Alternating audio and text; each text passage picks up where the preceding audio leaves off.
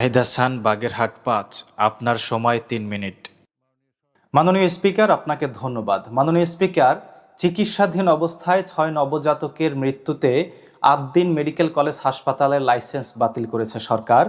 নিষ্পাপ নবজাতকের মৃত্যুতে মহান জাতীয় সংসদের পক্ষ থেকে গভীর সমবেদনা জানাচ্ছি। পাশাপাশি তীব্র নিন্দা ও প্রতিবাদ জানাই আদ্দিন মেডিকেল কলেজ হাসপাতালের লাইসেন্স বাতিল করায়।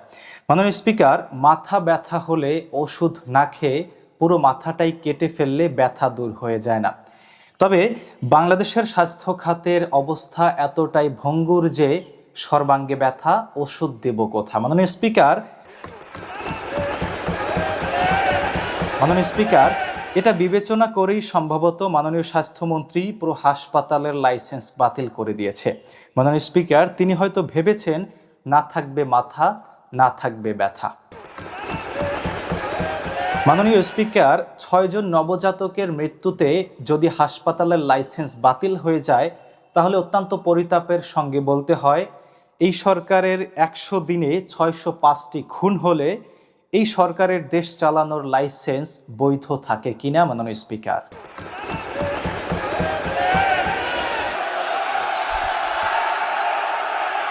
মাননীয় সদস্যবৃন্দ, ওনাকে বলতে দেন। মাননীয় স্পিকার, মাইলস্টোন কলেজে বিমান দুর্ঘটনায় ৩৬ জন কোমলমতি শিশু নিহতের ঘটনায় বিমান বাহিনীর কি বিচার হয়েছে? মাননীয় স্পিকার, গতকাল খুলনা সিটি মেডিকেল কলেজ হাসপাতালে আগুন লাগায় ওই হাসপাতালের লাইসেন্স কি বাতিল হবে? মাননীয় স্পিকার, বাস, ট্রেন, লঞ্চ দুর্ঘটনায় এসবের লাইসেন্স কেন বাতিল হয় না? মাননীয় স্পিকার, যে হাসপাতালের লাইসেন্স বাতিল করা হলো সেই হাসপাতালে চিকিৎসাধীন রোগীদের জন্য ইমার্জেন্সি কোনো হাসপাতাল তৈরি করা হয়েছে কিনা? মাননীয় স্পিকার, স্বাস্থ্যমন্ত্রী কি পারবে আমার এই প্রশ্নের যথাযথ উত্তর দিতে? মাননীয় স্পিকার, হাসপাতাল কর্তৃপক্ষের অবহেলায় এই দুর্ঘটনার তদন্ত করে হাসপাতাল কর্তৃপক্ষকে দৃষ্টান্তমূলক শাস্তি দেওয়া হোক।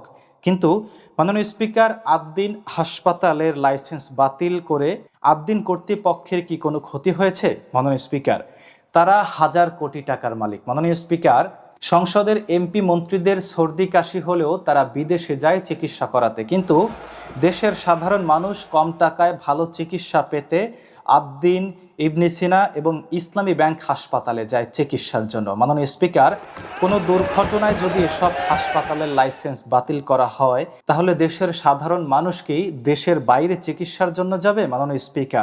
মাননীয় স্পিকার, আদ্দিন আকিজ গ্রুপের একটি সেবামূলক প্রতিষ্ঠান। মাননীয় স্পিকার, বাংলাদেশে ইসরায়েলি পণ্য কোকা কোলার বাজার ধ্বংস করেছে এই আকিজ গ্রুপের একটি কোমল পানীয়, যেটি বাজারে সম্প্রতি জনপ্রিয় হয়ে ওঠে। মাননীয় স্পিকার, অল্প খরচে ভালো চিকিৎসা সেবা প্রদানের জনবান্ধব এই আদ্দিন হাসপাতালের লাইসেন্স বাতিল না করে কঠোর তদারকি এবং সচেতনতাই পারে আমাদের পরবর্তী নবজাতকের জীবন বাঁচাতে। মাননীয় স্পিকার, তার একটি জ্বলন্ত উদাহরণ আমি দিচ্ছি, আপনারও মনে থাকার কথা। মাননীয় স্পিকার, কিছুদিন আগে গোয়ালন্দ ফেরিঘাটে একটি যাত্রী ভর্তি বাস পদ্মার নদীতে তলিয়ে যায়। মাননীয় স্পিকার, সেই ঘটনায় অন্তত ২৬ জনের প্রাণহানি হয়েছে।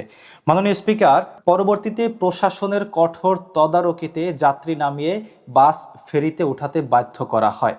ঠিক তার কিছুদিন পরেই আরও একটি বাস সেখান থেকে পদ্মার অতল গহ্বরে তলিয়ে যায়। মাননীয় স্পিকার, কিন্তু সৌভাগ্যবশত সেই দুর্ঘটনায় কোনো হতাহতের ঘটনা ঘটেনি। মাননীয় স্পিকার, শুধুমাত্র কঠোর তদারকি এবং সচেতনতার জন্যই অর্ধশতাধিক মানুষের প্রাণ সেদিন বেঁচে যায়। সুতরাং এই সংসদের মাধ্যমে আমি সরকারের প্রতি আহ্বান করছি, আদ্দিন হাসপাতালের লাইসেন্স ফেরত দেওয়া হোক এবং পরবর্তীতে কঠোর নজরদারিতে রাখা হোক, যাতে আর কোনো নবজাতকের মায়ের কোল খালি না হয়। মাননীয় স্পিকার, কারণ